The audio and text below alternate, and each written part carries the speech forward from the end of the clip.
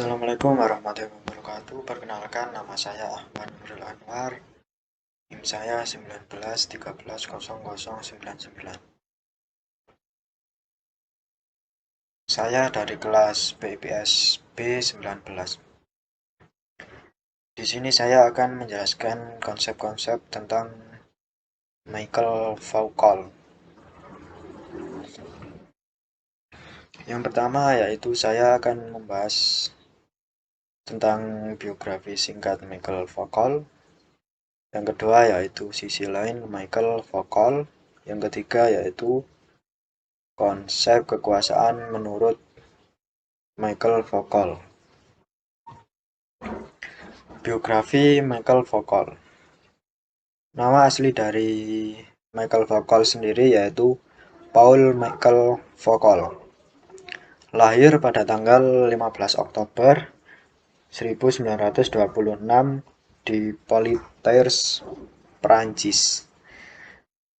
Dan meninggal pada tanggal 25 Juni 1984 pada umur 57 di Paris, Prancis.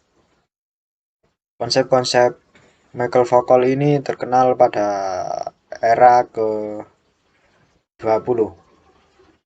Aliran yang dianut oleh Michael Foucault ini yaitu filsafat barat, pasca strukturalisme, dan lain-lain. Beliau ini penggagas arkeologi, genealogi, episteme, disposif, biopower, dan lain-lain. Riwayat pendidikannya yaitu beliau ini sekolah di Leidse-Henry. Yang keempat,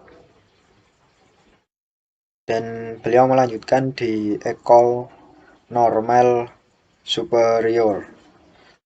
Karya-karya beliau yang populer yaitu tentang sejarah kegilaan dalam periode klasik pada tahun 1961. Kata-kata dan hal-hal pada tahun 1966.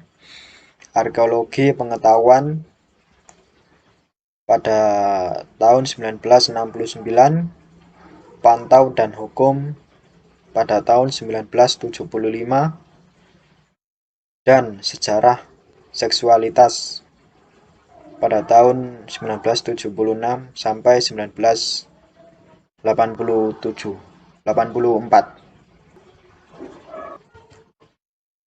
Baik, yang selanjutnya yaitu sisi lain Michael Foucault. Beliau lahir pada 15 Oktober 1926 di kota Poitiers, Prancis, dan di bawah nama Paul Michael Foucault. Pemikir Prancis bergengsi ini tumbuh dalam lingkungan formal di mana studi dan pengetahuan dianggap penting. Karena ayah Foucault ini adalah seorang ahli medis yang berada di bidang bedah yang berada di kota Paris, Prancis. Setelah sejarah akademik yang penuh dengan pasang surut, Foucault berhasil memasuki École Normale Supérieure yang terkenal, diakui sebagai salah satu tempat lahirnya para spesialis terbaik dan pemikir humaniora Prancis pada masanya.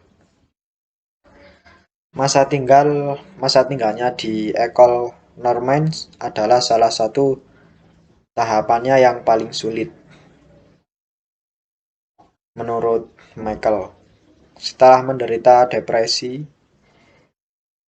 dan beberapa upaya bunuh diri, Foucault berada di tangan seorang psikiater untuk waktu yang lama. Selama periode ini, ia memperoleh gairah besar untuk psikologi yang membuatnya lulus baik dalam psikologi dan filsafat. Sepanjang periode hidupnya, Foucault menjadi penulis yang produktif. Menjadi mayoritas teksnya berfokus pada psikologi, psikiatri, dan kesehatan mental. Sementara publikasi kemudian berfokus pada isu-isu yang berkaitan dengan politik, masalah sosial, dan seksualitas. Yang selanjutnya yaitu di sini saya akan membahas konsep kekuasaan menurut Michael Foucault. Menurut Foucault ada 5 proporsi yang dimaksud dengan kekuasaan. Yang pertama yaitu kekuasaan bukan sesuatu yang didapat, diraih, digunakan, atau dibagikan sebagai sesuatu yang dapat digenggam, atau bahkan dapat juga punah. Tetapi kekuasaan menurut Foucault ini dijalankan dari berbagai tempat dan relasi yang terus bergerak. Yang kedua yaitu relasi. Kekuasaan bukanlah relasi struktural hierarkis yang mengandaikan ada yang menguasai dan yang dikuasai. Yang ketiga yaitu kekuasaan itu datang dari bawah yang mengandaikan bahwa tidak ada lagi distingsi binari oppositions sebagai kekuasaan itu mencakup dalam keduanya.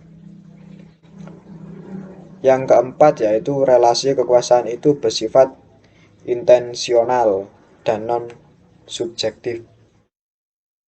Yang kelima yaitu di mana ada kekuasaan, di situ pula ada anti kekuasaan atau resistance. Dan resistensi ini tidak berada di luar relasi kekuasaan itu. Setiap orang berada dalam kekuasaan, tidak ada satu jalan pun untuk keluar darinya. Itu menurut Foucault tentang kekuasaan secara singkat. Baik, yang selanjutnya yaitu pemikiran filosofis tentang kekuasaan. Kekuasaan adalah model strategis canggih dalam masyarakat tertentu yang dibentuk dari kekuasaan-kekuasaan mikro yang terpisah-pisah. Kekuasaan berkaitan dengan strategi dan bukanlah menjadi milik orang-orang tertentu melalui kesepakatan tertentu. Kekuasaan adalah daya yang ada dalam diri setiap orang. Jadi di dalam diri setiap orang itu pasti mempunyai kekuasaan. Entah kekuasaan tentang emosionilnya dan lain-lain. Kekuasaan juga tidak bersifat berasal dari adanya kekuasaan terpusat, yakni negara. Kekuasaan tidak dipahami sebagai pemberian dari negara, sehingga pemahaman tentang kuasa hanya dapat dikarenakan pada presiden atau seorang raja dalam negara. Kekuasaan itu ada pada tiap orang karena itu kekuasaan itu lebih berkaitan dengan bagaimana strategi untuk berkuasa. Foucault mengatakan dengan kekuasaan harus dipahami pertama-tama banyak dan beragamnya hubungan-hubungan kekuatan yang melekat pada bidang hubungan-hubungan tersebut dan organisasinya. Yang selanjutnya yaitu kuasa bukanlah milik, melainkan strategi. Kekuasaan bukanlah milik, melainkan strategi. Kekuasaan berkaitan dengan strategi praktek dalam suatu ruang lingkup di mana ada banyak posisi yang secara strategis berkaitan satu sama lain dan senantiasa mengalami pergeseran. Kekuasaan tidaklah dipahami dan dipraktekkan sebagai milik sehingga dengan itu maka kekuasaan menjadi sarana untuk saling mendominasi secara global dari kelas tertentu ke kelas lain. Yaitu kuasa terdapat di mana-mana. Kuasa tidak dimaksudkan secara subjektif dengan melekat pada orang-orang tertentu saja. Kekuasaan bekerja melalui strategi-strategi yang berlangsung di mana-mana. Kekuasaan semakin terrealisir melalui adanya perbedaan-perbedaan adanya banyak sistem regulasi, adanya relasi sosial manusia, entah dengan sesama maupun dengan lembaga, dengan itu semakin menampakkan kekuasaan. Foucault menjelaskan beberapa ciri khas dari kekuasaan yang dalam karya Mini hanya dapat direbutkan saja, yakni kekuasaan itu ada di mana-mana dan tidak dapat dilokalisir. Jadi kekuasaan itu tidak dapat ditebak ada di mana,